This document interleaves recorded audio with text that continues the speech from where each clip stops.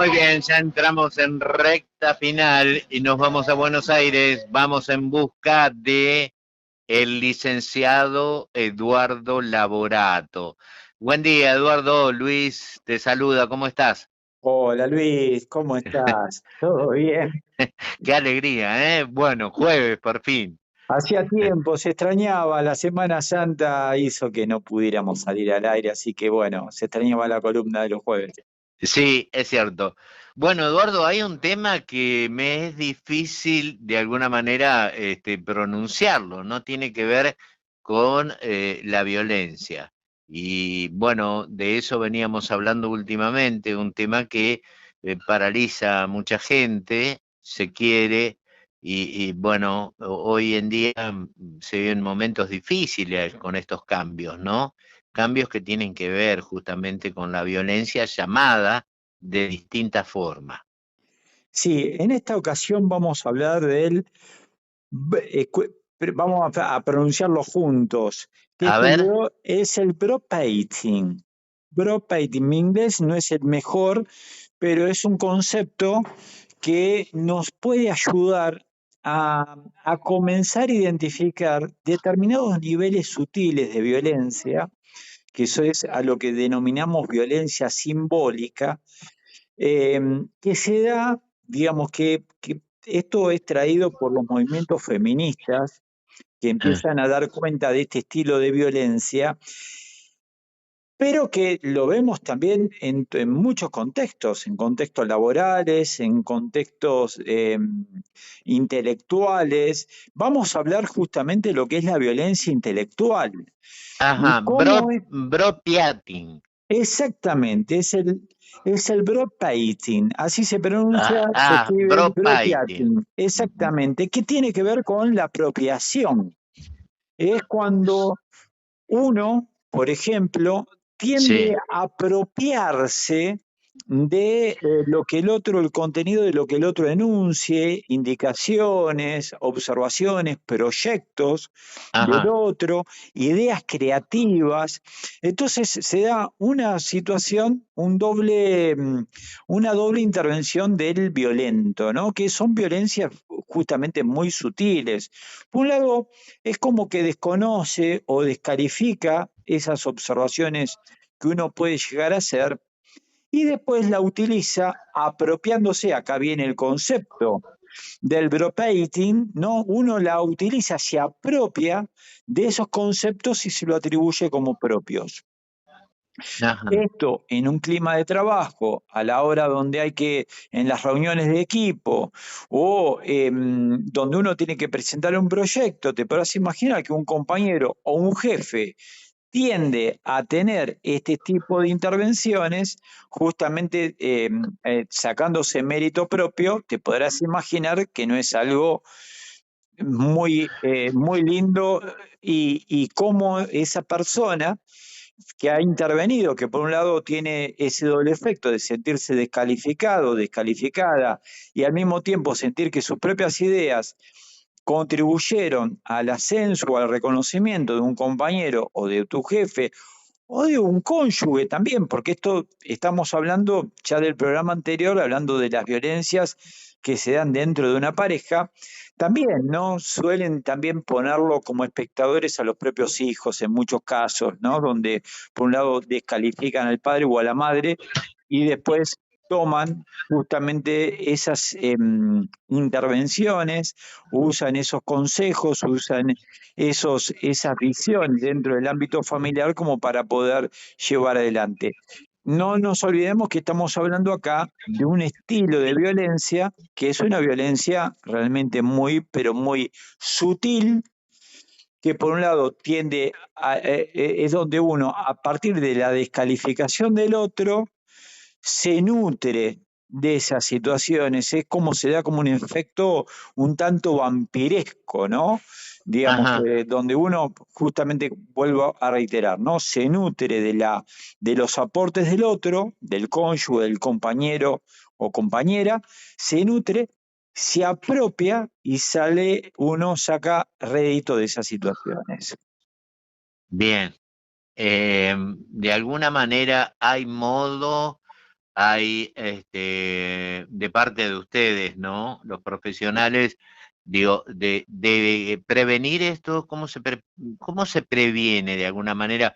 Supongamos, vamos a dar el ejemplo de padres a hijos. En otras situaciones, después veremos, pero vayamos con los más indefensos, ¿no? Que Mirá van que, al colegio, claro, claro, vos, distintas edades. claro, vos fíjate que en muchos casos, cuando, por ejemplo, ¿no? Esto lo vemos muchas veces cuando los chicos no tienden a ser validados, porque esto también es primo hermano de otro concepto, que es el gaslighting, que es la no validación del sentimiento y del accionar, ¿no? Tiene que ver también con esto. Vos fíjate cuando los chicos muchas veces no son validados en sus creatividades, en sus percepciones del mundo, muchos padres muchas veces le quitan rédito, lo desvalorizan, siente que pierden tiempo con los hijos y los chicos capaz que están en su máxima expresión de creatividad. Obviamente una creatividad acorde a la edad que van teniendo los chicos, muchas veces tienden los propios hijos a no validar sus propios sentimientos, sus propias creatividades, sus propios pensamientos. Eso lo lleva no solamente a un problema de autoestima a futuro, sino también a alguna incapacidad de poder expresarse. Y esa incapacidad de poder expresarse también contribuye, entre otras cosas, a problemas comunicacionales que pueden devenir incluso con el consumo de drogas, alcohol, ¿no? Personas que no pueden expresarse, que son incapaces de poder manifestar su conflictiva y que muchas veces tienden a refugiarse por el consumo de algún tipo de sustancia. Vos fíjate qué tan importante es empezar a observar estos tipos de violencias, que son violencias sutiles, como para poder prevenirla. ¿Cómo lo podemos prevenir? Volviendo nuevamente a tu pregunta, en principio entenderla, definir el problema.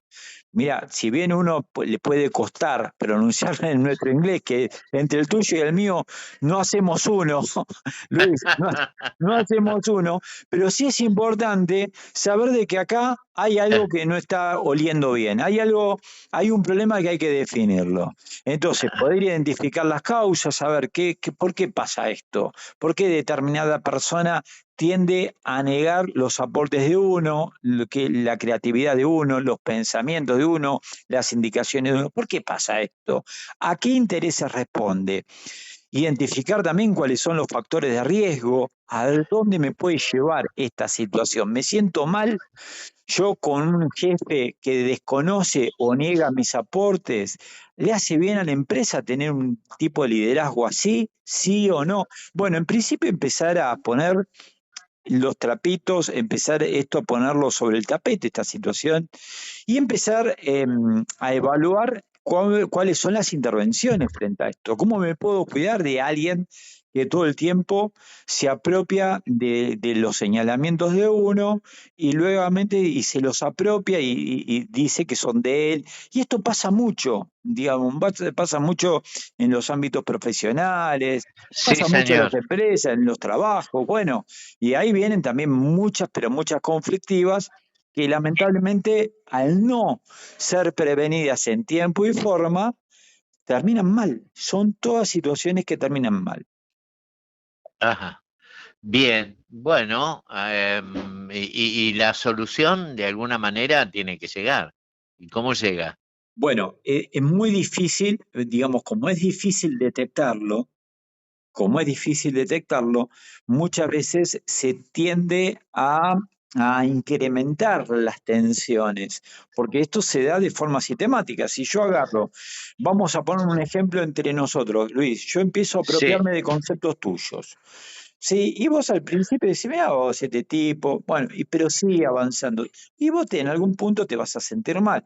Vos en esa situación, de la mejor forma, tenés dos opciones. O decir, che, mira, pasó esto lo dije, vos lo dijiste, y la verdad que quedaste, vos me descalificaste en esta situación, pero que sacaste rédito vos de esto, me hiciste quedar mal con el jefe, digamos, porque te atribuiste de esta situación, si vos tenés esa opción, o lo hablamos entre nosotros y esclarecemos la situación, o la otra opción es que vos también empieces a tener como una actitud vengativa para conmigo.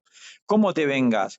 Y también descalificando, entramos en un ámbito de descalificaciones propias, empezamos a sacar nuestros trapitos al sol, empezamos a tener reyertas en el propio trabajo, empezamos a pelearnos. Eso nos lleva también a una situación, a un mal equipo, un mal funcionamiento de equipo de trabajo. Que lamentablemente esto termina, un jefe, alguien que pueda no saber cómo resolver esta situación, nos echa a los dos, o echa a uno, echa al otro y ya. ¿Entendés? Por eso digo que son situaciones que terminan siempre mal. Ahora, cuando uno puede darse cuenta de esta situación e interviene en tiempo y forma, la cosa cambia. Porque capaz que uno Ajá. no se da cuenta de que se está apropiando, capaz que uno valora tanto el aporte del otro que lo toma como uno propio de uno. Esto pasa también, digamos, y es, por ejemplo, te digo la parte positiva de todo esto. Cuando hay un paciente, y esto me pasa todo el tiempo en el consultorio, ¿no? Que toma las intervenciones que uno tiene como terapeuta, las toma como parte de uno.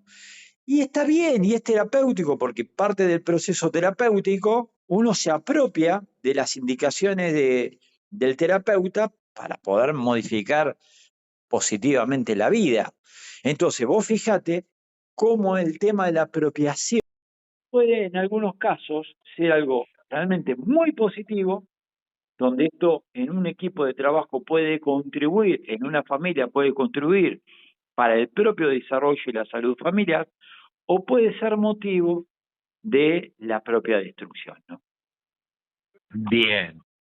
Bueno, Eduardo, bastante claro, Bropaitin, ¿no? Claro, propiating, es propiating, esto sí se pronuncia propiating. Esto tiene que Bropaitin. ver con la apropiación intelectual del otro. Es una forma de violencia intelectual. ¿Qué es una apropiación? Una apropiación que, vuelvo a insistir, tiene que ver con, por un lado, la parte violenta es cuando uno desconoce al otro, niega que eso ha surgido del intercambio con el otro, se lo toma como propio, descalificándolo al otro. No es la persona que se saca lustre a sí mismo de conceptos que no le son propios. Sí, señor. Entendido. Eduardo, 3 minutos para las 13 nos estamos yendo y hoy me voy con vos. Vamos todavía, no vamos. Hoy me voy con vos.